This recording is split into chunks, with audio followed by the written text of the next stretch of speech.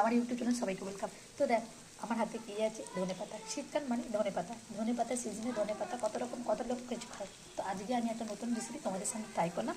তো ছোট্ট একটা মিনি করে স্কিপ করা না, দেখতে থাকো। ওদেরকে দেখানো হয়নি, মাছের তেলটা আমি দিয়ে দিয়েছি। আর এখানে আছে একটা বড় সাইজের বেগুন আমি কেটে নিয়েছিলাম, ছোটো ছোটো করে গুঁড়ি গুঁড়ি করে মাছের তেলের সাথে আমি ভেজে নিচ্ছি। তো মাছের তেল কটা সবারই জানি, কার কার ভালো লাগে না লাগে আমি কিছু জানি না, কিন্তু আমার খুব ভালো লাগে।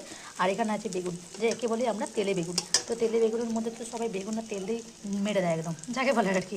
আর তো চলো বেশি না কথা বলে তোমাদেরকে দেখে। তো তার মধ্যে যদি বিশেষ করে যদি ধনে পাতা আর একটু কাঁচা লঙ্কাটা যেহেতু আমার সাইডে আছে, আর যদি একটু কাঁচা পেঁয়াজ এর মধ্যে দিয়ে একটা রেসিপি সুন্দর করে তৈরি করা হয়, তো একদম গরম গরম সেটা জমে যায় সত্যি।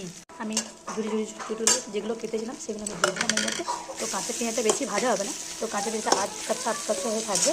তো কাঁচা লঙ্কাটা ওর মধ্যে আমি দিয়ে দিলাম। তো সব রকম দিয়ে একটা ভেজে একটা পেস্ট, আমি একটা মানে পেস্ট না সরি চুপ করতে, আর একটা সুন্দর করে একটা রেসিপি তৈরি করে নিলাম। তো আমি জানি আমার কড়াটা কালো, কিন্তু আমার সত্যি মনটা অনেক ভালো। তাই জন্য সুন্দর করে তোমাদেরকে একটা রেসিপি, তোমরাও বাড়িতে যারা মাছ মাংস যাদের ভালো লাগে না, সবসময় একদিনই খেতে ভালো লাগবে, তাদের এই রেসিপিটা করে দেখো। খুব সুন্দর লাগবে, করে দেখো। আমার ভর্তা প্রায় রেডি। বাবারে খুব গরম, একটু সরাই।